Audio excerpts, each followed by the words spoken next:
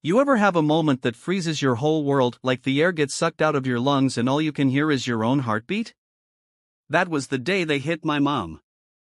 I was 7 years old, sitting in the backseat of our old blue sedan, clutching my favorite toy truck, its red paint chipped from 100 backyard adventures.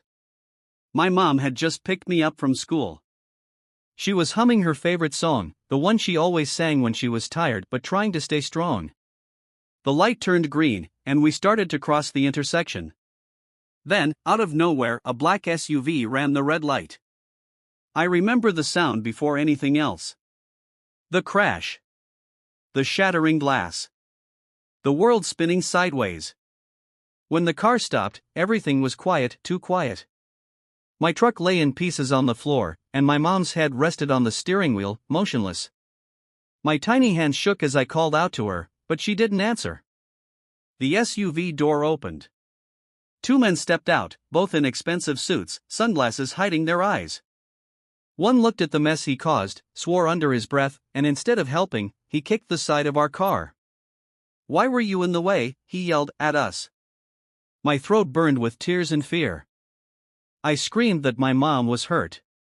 The man walked up, yanked open my door, and when I tried to grab my toy from the floor, he stepped on it, crushing it completely. "Stop crying, kid. It's just a toy," he said, before they sped off.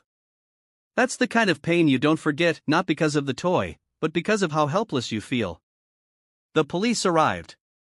An ambulance came. My mom survived, but she was hurt bad, broken ribs, a concussion, and weeks in the hospital. The men were never arrested, they had connections, the officer said quietly. People like us couldn't fight people like them. But someone else could. 3 days later, when Mom was still in the hospital, a sound thundered down our quiet street, motorcycles. A dozen of them, rumbling like a storm. They stopped in front of our house. The leader took off his helmet, a tall man with a gray beard, a leather vest, and tattoos that told stories of his own battles. He crouched beside me and said, "You must be little Jake. Heard someone messed with your mom and your toy." I didn't even know who he was. But there was something about his voice, it wasn't angry, just cold. Like the calm before something big. "I'm Tank," he said. "Your mom helped my sister once, gave her food when no one else did. You don't hurt people like that and walk away." The bikers revved their engines and rode off into the sunset, leaving a promise hanging in the air. That night, for the first time since the accident, I slept peacefully. Because deep down, I knew those men had messed with the wrong family. Chapter 2: The Biker's Justice. A week later, Mom was home, walking slowly with a brace around her ribs. I didn't tell her much about the bikers, afraid she might worry. But she already knew. "Tank was your father's friend," she said one evening, her voice soft. "He made me a promise before your dad passed to look after us if we ever needed help."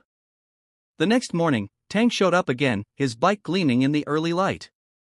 "You want to come for a ride, kid?" he asked. I hesitated, then nodded. He gave me a small toy truck, an exact replica of the one that was crushed. "Rebuilt it myself," he said with a grin. As we rode through town, people stepped aside to make way. Everyone knew Tank's crew, the Iron Wolves. They weren't your typical gang. They were veterans, men who'd seen real war, now using their strength to protect those who couldn't protect themselves. Tank pulled into a parking lot near the edge of town. And there they were, the same black SUV, the same men. Except this time, they didn't look so confident. The bikers surrounded them.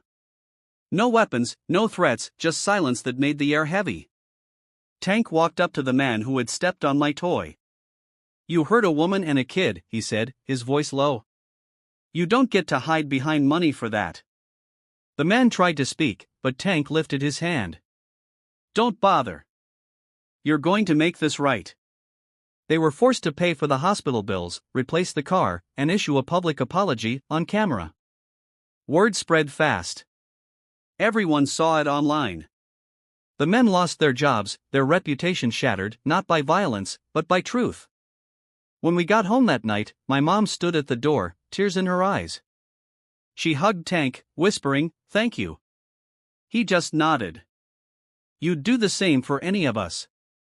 Before he left, he handed me a small metal emblem, the symbol of the Iron Wolves. "You keep this," he said. "Not because of what we did, but to remind you there are still good people in this world who don't turn away when they see wrong." Epilogue, years later. I'm grown now. That old toy truck still sits on my desk, its red paint shining new, rebuilt from the pieces Tank gave me. Whenever life feels unfair, I remember that day, the pain, the fear, and the roar of the engines that followed. Because sometimes, justice doesn't come from courts or uniforms. Sometimes it comes from people with scars, leather jackets, and hearts that still know right from wrong.